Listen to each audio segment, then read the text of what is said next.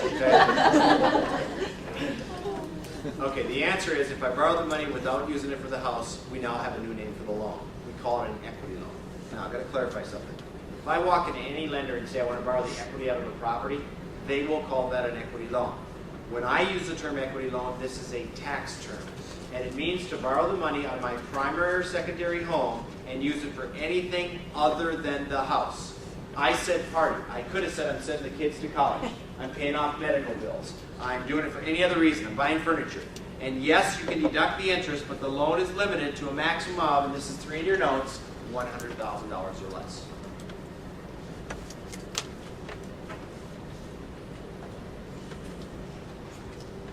Okay. That you can't deduct the interest on. That's correct. So if I borrow the $200,000, I can borrow it, but I can only deduct interest on how much of it?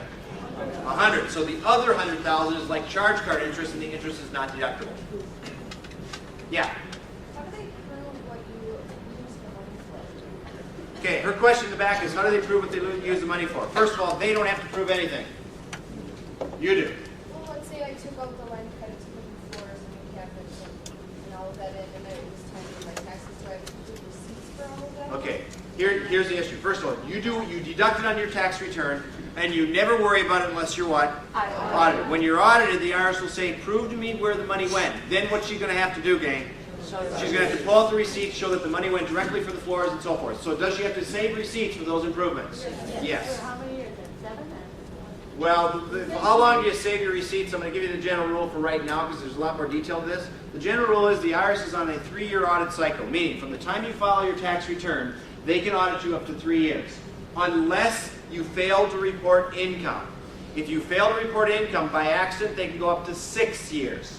Unless they think you're committing fraud, then they can go back forever. So here's my rule. Keep all your receipts for at least 6 years. Unless you're committing fraud, then keep them forever. Okay? Okay? Yeah. Can you, say you do the work yourself, can you put a price on your labor? Sure you can. Okay. But then watch this. If you decide to put a price on your labor, you're now going to take a tax deduction for part of that, your labor, but now you must report on this side of the wall that you made that income as labor. Therefore, if you did that, my opinion is you're dumb. Because you're going to pay more tax on this side of the wall. That's why most people don't do that. Okay? All right. So now here's the question. See if you got this. Can you now tell me in this country what is the maximum loan you can have in a single-family house that you live in and deduct all the interest? $1,100,000. $1 million to acquire it plus another $100,000 for any reason at all. So now here's the next question. Is $1,100,000 sufficient so most people in America can buy a house and deduct the interest? The answer is it depends. What does it depend on? It depends on the area of the country we're talking about. In other words, if I'm trying to buy a home right now in the Hollywood, California area today, would $1,100,000 be sufficient so I could deduct most of the mortgage interest on my home? No, because the base price of most junky properties in Hollywood, California right now are about $3.5 million for a junky rundown property. What about this? What if I decide I want to buy a 600 square foot, only 600 square feet, it's what's called a flat or efficiency apartment in Manhattan, New York on Broadway in a crummy old building? What do you think? Is that sufficient? No, base price of that right now is about $1.5 million. Would it be sufficient for people who want to buy a house right now in the Twin City area? Yes. The answer is yes, but I said something right now. Because now I'm going to make a very broad statement that I believe. I believe a lot of you people in this room, if you don't already live in $1 million house, you will.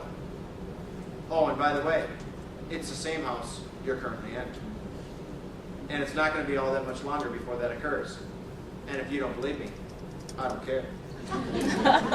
Because it's really easy to prove. I'm going to describe to you right now a house. When I'm done, I want you to tell me the approximate value in the Twin City area. Okay? It's a 1,000 to 1,200 one-level home. I don't care if you call it a rambler, a ranch, or one level. It's a one-level freestanding home. It's not a townhome. It's 1,000 to 1,200 square feet. It's brand new construction, has a 3-car attached garage, and the lower level or basement is finished. Brand new construction. Got it? 1,000 to 1,200 square foot rambler, 3-car garage, lower level finished.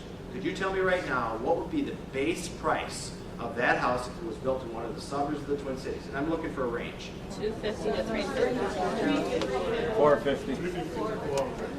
Okay, here's what I think it is. It's going to depend a little bit on the suburb, but it's going to be 250 to 350 if it's a bare bones house. Meaning that it doesn't have necessarily granite countertops or upgraded cabinets, things like that. Hardwood floors, so we can get at. Bare bone house, 250 to 350. Everybody agree that's pretty close? It might be more in some areas, but that's about it. Okay, now here's the question. For the same livable square footage, I'm now going to take you back to the year 1960. In 1960, and we have these all over the Twin Cities, these little ramblers that were right around 1,000 square feet. We usually had two-car detached garages because that's the era of how they were built. Isn't that right? The same livable square footage in 1960, could you tell me what the brand new construction cost for that house was? 40,000. 40, 30. $10,000 to $15,000, depending on the bells and whistles. $10,000 to $15,000. Some of them are $15,000, depends on what you had inside the house. $10,000 to $15,000. So now here's what I'm trying to share with you. We've got 46, 47 years since that time, since 1960. Houses have went up 20 to 25 times their value in that period of time. And by the way, during that period of time, have we had wars? Have we had energy crises? Have we had Democrats and Republicans?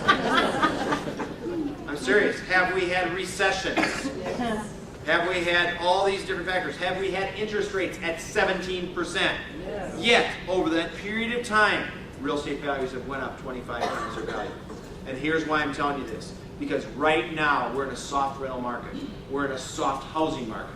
Prices are not escalating. Everybody says, oh, well, I don't know, are they going to keep going up?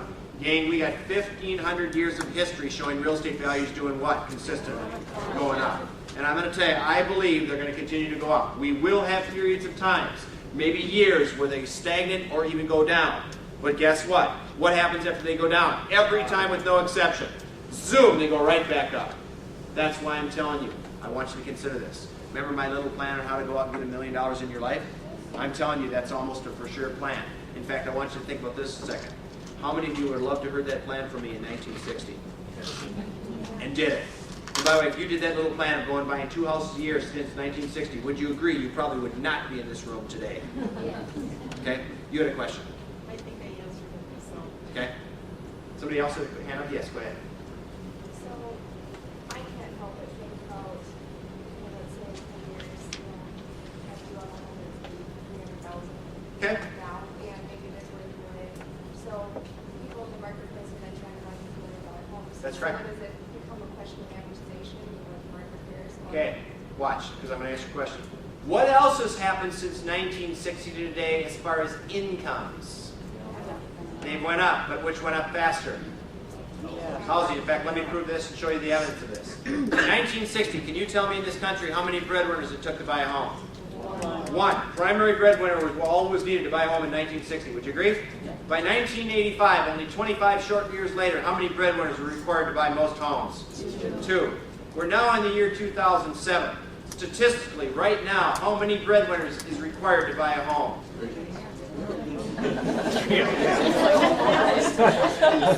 The answer is 2 plus. And by the way, why do I say 2 plus? Because you're going to learn something when you get out there. Many young buyers cannot buy a home by themselves anymore because they can't afford it. The only way they can buy is if guess who co-signs the loan? Mom and dad. In fact, many young buyers, what they're doing is they're building their new construction houses because they want the nice luxuries, and they're building them on purpose with in-law apartments in them. Oh, what's this for? Guess who's moving in? Not rental, gang. Guess who's moving in? Their parents. In-laws. Is this happening? Absolutely. And all we're seeing that's happening here has happened for years in other countries. So you're saying, how are we going to afford those $1 million homes? Well, a couple things are going to happen. Number one, people are going to have higher incomes. But number two, people are going to start pooling together to buy houses. And it's already starting to happen.